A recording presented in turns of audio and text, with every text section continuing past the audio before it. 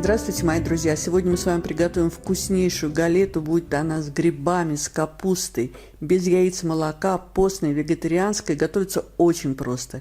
Для теста выливаем в ковшик 80 мл воды, 80 мл растительного масла. Нам нужно все довести до кипения. В миске у меня 200 грамм муки, добавляем к ней чайную ложку разрыхлителя, 1/3 чайной ложки соли, все перемешиваем. Когда у нас вода с маслом закипели, выливаем все в миску с мукой, сначала ложкой, а потом рукой замешиваем тесто. Пошаговый рецепт вы сможете прочитать в описании под видео. Тесто долго месить не нужно, просто его нужно собрать в шар. Оно должно получиться мягким и не липнущим к рукам. Накрываем тесто полотенцем, даем ему отдохнуть 30 минут, а пока приготовим начинку. Среднюю луковицу нужно нарезать маленьким кубиком. На сковородке разогреваем столовую ложку растительного масла и пассируем лук до золотистого цвета на среднем огне. Пока пассируется лук, нарезаем 200 грамм грибов, у меня это шампиньоны, достаточно крупными кубиками. Я люблю, когда грибы чувствуются в начинке.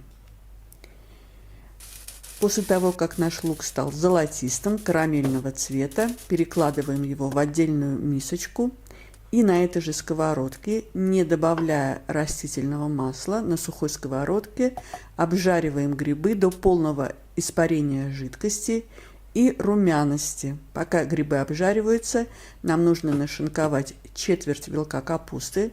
Без кочерышки вес ее составил 300 граммов. И натереть на терке одну среднюю морковку. Посмотрите, как выглядят наши зажаренные грибы. Убираем их со сковородки. На сковородку добавляем 2 столовые ложки растительного масла. И на огне выше среднего обжариваем морковку и капусту. Капуста должна стать мягкой, румяной. У меня это заняло примерно 10 минут. Когда капуста станет мягкой, возвращаем в сковородку обжаренные грибы и лук, добавляю чайную ложку сухого чеснока, перец черный молотый по вкусу и соль.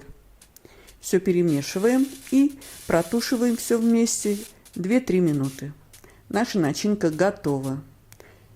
Я перекладываю начинку на плоское блюдо, чтобы она побыстрее остыла. Друзья мои, если вам нравится видео, ставьте лайк, это поможет продвижению видео, его увидит большее количество зрителей. Прошло 30 минут, тесто отдохнуло, начинка остыла, она уже не горячая. На лист пекарской бумаги, на котором мы будем выпекать нашу галету, выкладываем тесто и просто руками, здесь скалка не нужна, мука не нужна, распластываем тесто в круг толщиной примерно 3 мм и диаметром 30-35 см. На центр теста выкладываем нашу начинку, не доходя до краев, примерно 4-5 см. Оставшиеся края выкладываем, заворачиваем на начинку и делаем защипы.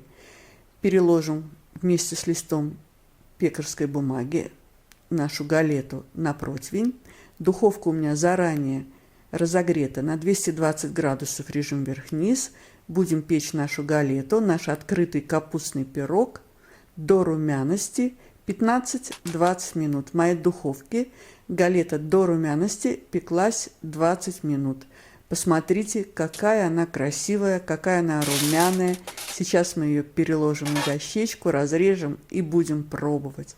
Режется она прекрасно. А посмотрите, какой красивый в разрезе кусочек. Друзья мои, это волшебно, это так вкусно, хрустящее тесто, много сочной ароматной начинки. Приготовьте. Я уверена, вам этот пирог понравится.